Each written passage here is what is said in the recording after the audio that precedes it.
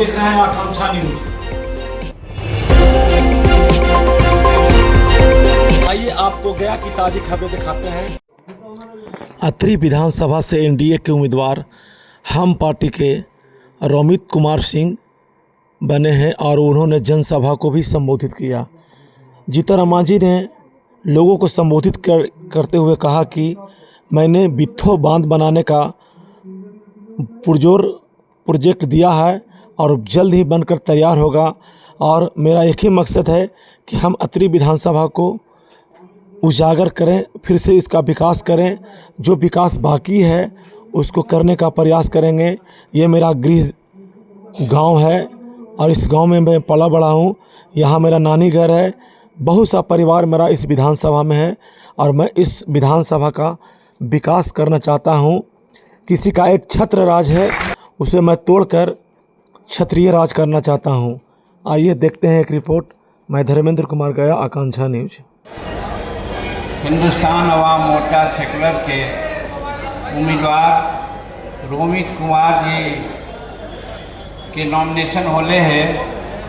वो अवसर पर यहाँ पर जो जनसभा होवे थे ओकर अध्यक्षता करे थी श्री दया शंकर जी, अध्यक्ष थी भाजपा के, और बड़ी खूबसूरती से संचालन करे थी मनोज कुशवाहा जी, और मंच पर श्री अजय कुमार जी हथी, ओकर बाद जगनारायण बाबू। नीतीश कुमार से कहलिए तो नीतीश कुमार कहती कि हमार बात एक बार मान ला और एक बार चुनाव और लड़ जा।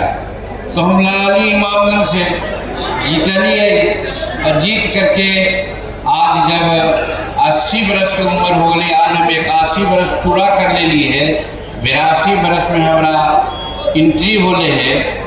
तो हम सोचलिए कि अब हम चुनाव ना लड़वे गया के, लेकिन मन में एगो टीस है कि आज 44 बरस रह करके चाहे फतेहपुर के, बाराचट्टी के, बोधगया के, मखदूमपुर के, इमामगंज के, इस सब इलाका में थोड़ा बहुत ये हमरा से बदले काम कैलिए, लेकिन विधायक के हैसियत हम खियर सराय में कोई काम न कर सकेंगे, अत्रि में कोई काम न कर सकेंगे, क्योंकि पार्लियामेंट में भी अत्रि जहानाबाद में है और विधानसभा में अत्रि में है।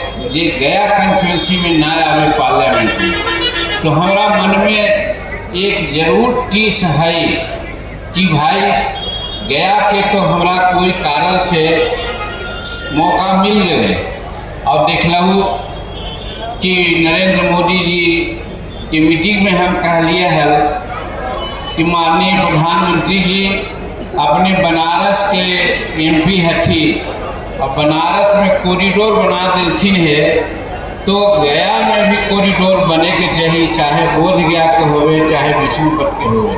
और देख लूँ तुरंते पहला बजट में गया में कॉरिडोर बन गए है दोनों। वही ना गया में 1700 एकड़ जमीन ले गए है, इंडस्ट्रियल पार्क बनावल जा रहे है और इंडस्ट्रियल कॉरिडोर भी बन गए हैं। ये सब जाना हो, एगो जहाज उतरा है, जहाज भी अब 2-3 गो उतरे लगे। कई एक जगह स्टेशन पर गाड़ी ना रुका है, चाहे कनकुपा हो गुरबा हो, वो भी होने लगे। रिसौद के आसपास में 5 पंचायत कहती है कि हमार जब अंडर पास ना बनते या ओवर ब्रिज ना बनते तो हम वोट ना देवे। हम गेलिए कहलिए है कि देखा हम तो कोई बात आश्वासन ना दे रही हो, लेकिन जीवन भर हम कामें कैली है, हमारा तू मदद कर तो काम करा दे।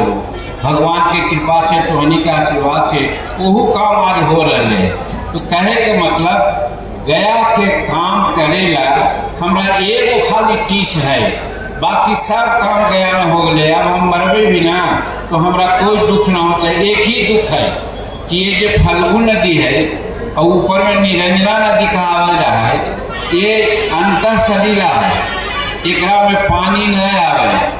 हम प्रयास के लिए बीठों में बांध के और इंद्रपुरी से नहर ला करके घोड़ा घाट में पानी गिरेती है। ये बंदिया बनते हैं तो उन्हें बेला तरफ और इन्हें अतरी से लेकर के लखीसराय तक दो तरफ के हम निकालती है हम नहर। अब ये नहर जब निकलते हैं तो आज दक्षिण बिहार में कलंक है कि दक्षिण बिहार सुखाल है।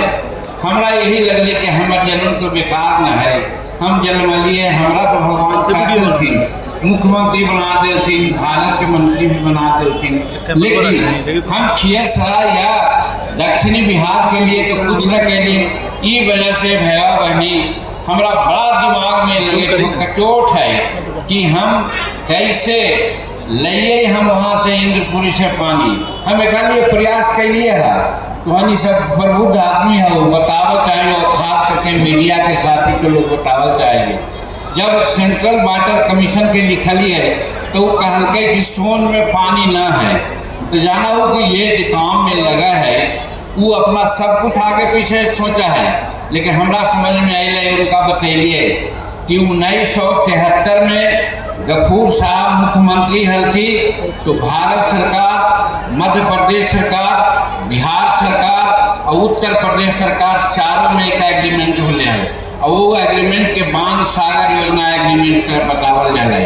ओकरा में है कि 25% पानी सोन में देल जैते और ये पानी आज तक सोन में न आवे। अब यही जल शक्ति मंत्री के यहाँ एक हाई ऑफिशियल मीटिंग हाल में हम करवैली है, ओकरा में हम कहलिए तो सब कहती कि हाँ 25% पानी आ जाते तो फिर फल्गु में पानी आने में कोई दिक्कत नहीं है। तो हाल में भी 4 दिन 5 दिन पहले जल शक्ति मंत्री हमसे कहती कि मानी जी तो प्रस्ताव पर बड़ी गंभीर से विचार हुए तो हमारा तो मन में बड़ा संतोष हो कि चला अब 81 बरस के हम ये जी देखा हो कि हमरा से कम उम्र के लोग झटका मार दे चल जाए।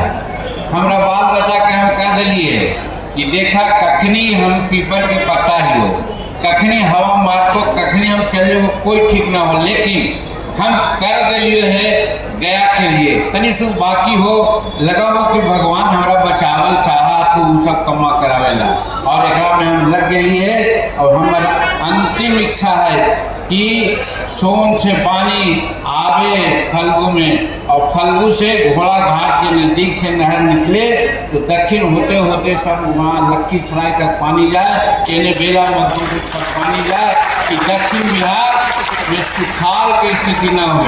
हम हाल में सुन ली है, हम तो गया बात रही है लोग कहाँ थे कि हमारा गाँव से दक्षिण जितना गांव है सब अभी मोटर पंप चलावे मिटावे ला तो हम प्रयास कर ली है और हमारा लगा है अभी 2-3 बरस अभी और एमपी के हमने के समय है तो भगवान चाहता थी तो वो कमवा तो हम करा ही देवे। अब बात कही हमरा पर कि जहाँ हम जन्म लिए वहाँ विधायक के नाते एमपी के नाते तो हम कुछ न कैली, एकरो मन में टीस हले। तब हम कहलिए एनडीए के लोग के कि देखा सीट चाहे जितना देवेला होता लेकिन अतरी हमरा सीट जरूर दी है, काहे कि हम अपन मिटावल चाहेंगे।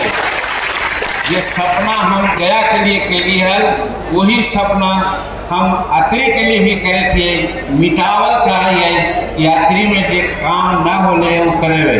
अभी जगनारायण बाबू कहते थे कि अरे तुम ना हम तैयार तो 15 बार करा दूंगा, 4 पंचायत हमारे नाम पटवन हुए थे या जिंदाबाद करे थे तो हम तो ये कमा करवे करें, लेकिन उसके बाद भी बड़ा बड़ा काम मन में है जितना में हम चाहेंगे कि अतरी हर तरह से ठीक हो जाए, राय और ठीक हो जाए, यहाँ पर जात पात ऊंच नीच के बात ना हुए, विकास के धारा में आगे बढ़े।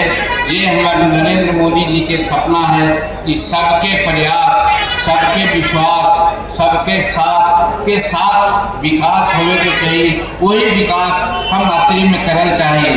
तो यही उन्हें भाई बहन हम भाषण विशेष न दे करके हम हाथ जोड़ के प्रार्थना करे हुए हैं कि हमारा अंतिम समय में हम अतरी के लिए कुछ कर चाहिए। तो जाहिर सी है बात कि हम अपन मन के उम्मीदवार तो जरूर रखबे, जरा से जे चाहबे से करेबे। तो रोमित कुमार हर तरह से सक्षम व्यक्ति समझ में एंट्री, यही कारण है कि हम उनका आज हमारा पार्टी में भी भेद है। कुछ लोग कहल टेकारी में भी बाभन, अतरी में भी बाभन। हम कहली भाई हम जात पात न जानी, हम काम जाना है। हम बाभन राजपूत यादव और हरिजन फर्जन न जाना है। हम वही कहली है जो रामायण में बात आवा है कि कर्म प्रधान विश्व करी राखा, जो जस करही सो तस फल चाखा। हम वही बात करके करही, जो जात पात के बात न है, हम विकास के बात करेला। हम आज रोमित कुमार के यहाँ पर उतार लिए और रोमित कुमार पर विश्वास है कि जरूर करतन। और एक बात और कह लो, हमारा बच्चा मंत्री है, एमएलसी है, 2030 तक होगा तो कोई हटावे वाला ना है। एनडीए सरकार बनते तो मंत्री तो जरूर बनते। हम भारत सरकार में ही मंत्री हैं, तो जब बिहार सरकार और भारत सरकार के मंत्री और 3 विधायक के सहयोग अगर अतरी में मिलते तो विकास को रोकते ही जी, ये कभी नहीं रुकने वाला है। कहे का मतलब कह रहा है कि 1 द 4 पावर, तो आज अतरी के साथ यही हो, 1 वोट देवा तो हमार पुतो विधायक हो वो मदद करतो, हमार बेटा मंत्री हो वो मदद करतो, हम जीतन मांझी मंत्री बिहार सरकार भारत सरकार के जो वो मदद करो, तो और का चाहिए। और इला कि हमारा कुछ पावे ना है, तो हनी के आशीर्वाद से बड़ी कुछ होले है। आज विधानसभा क्षेत्र से मैंने नामांकन भरा और एनडीए गठबंधन और जीतन राम मांझी जी और डॉक्टर संतोष मांझी जी जो हम पर विश्वास दिखाया है, वो विश्वास कहीं न कहीं आज आप जो जन सैलाब दिख रहा था, लोग जो आज अतरी की महान जनता जो आज पूरे लाखों की संख्या में जो यहाँ पर उमड़े हुए थे, उन्होंने आशीर्वाद दिया मुझे। ये दिखाता है कि कहीं न कहीं अतरी में बदलाव का लहर चल रहा है और इस बदलाव के साथ अतरी अब पीछे नहीं रहेगा। नीतीश कुमार जी का जो नारा है कि 2025 में 225 पार, उस नारे के साथ अतरी चलने के लिए तैयार हो गया है। और अतरी ये आज जनसैलाब ने ये दिखा दिया है कि अब यहाँ एनडीए के साथ कोई भी लड़ाई लड़ने के लिए तैयार नहीं है। यही कारण है कि आप देखिए कि अभी तक आरजेडी का कोई कैंडिडेट भी घोषित नहीं हो पा रहा है। कहीं ना कहीं उन्हें डर हो गया है कि ऐसा माहौल है अतरी में कि कहीं कैंडिडेट चेंज कर दें, किसको बदले। तो लोगों का ये जो अंदर से एक जनसैलाब है कि इस बार उखाड़ फेंकना है और एनडीए सरकार को वापस यहाँ स्थापित करना है, ये आज आपको जनसैलाब से दिख गया होगा।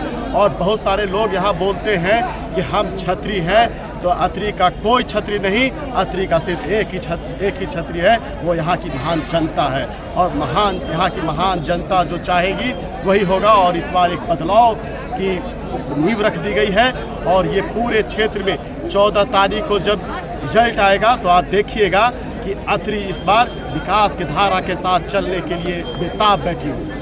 आपकी कार्यशैली और जनसभा देखकर भी कुछ घबरा गए हैं, अभी तक डिसाइड भी नहीं कर। यही तो मैं कह रहा हूँ कि इस बार जो जनसैलाब और लोगों का जो मन है उसे देखते हुए आरजेडी महागठबंधन अभी तक तय भी नहीं कर पा रही है कि ये सीट हम रखें या अपने गठबंधन को दे दें। ये सोचिए कि क्या यहाँ के कितने डर गए हैं यहाँ के लोग, यहाँ के विपक्षी दल। तो ये लोगों का प्यार है, लोगों में जो एक बदलाव का जो लहर चल रहा है, कहीं फीडबैक तो जाता होगा और उन्हें ये लगता है कि ये सीट हम हार जाएंगे। यही कारण है कि अभी तक कैंडिडेट का डिसीजन नहीं हो पा रहा है और ये जो जनसैलाब है आज इस पर मुहर लगा दिया। अतरी में हम ही क्षत्रिय हैं, इस तरह का अभी आपने संबोधन किया था, इसका क्या अर्थ था? मैंने कहा कि यहाँ अतरी का कोई एक आदमी कोई सम्राट नहीं हो सकता। जो अपने आप को सम्राट बोलता है वो कहीं ना कहीं उसे यहाँ की महान जनता सम्राट है। यहाँ के महान जो आम लोग हैं, जो गरीब हैं, जो शोषित हैं, जो गरीब एक जो निचले पायदान पे जो लोग हैं, चाहे वो किसी भी जाति और किसी भी धर्म के हैं, वो यहाँ के सम्राट है। ना कि कोई एक आदमी कहेगा कि हम ये राजा महाराजाओं का दौर नहीं है, यहाँ आम जनता का दौर है। यहाँ शासन आम जनता चलाती है, ना कि कोई राजा महाराजा। बेलागंज की तरह यहाँ भी परिवर्तन होने वाला है। पिछले बाई इलेक्शन में बेलागंज में परिवर्तन हुआ, वो इस बार आपको यहाँ भी देखने के लिए मिलेगा। मगध सम्राट टूटे हैं, इस बार अतरी के सम्राट भी टूटेंगे और फिर खड़ा होने के लिए सोचेंगे। रोमित भैया जिंदाबाद, रोमित भैया जिंदाबाद।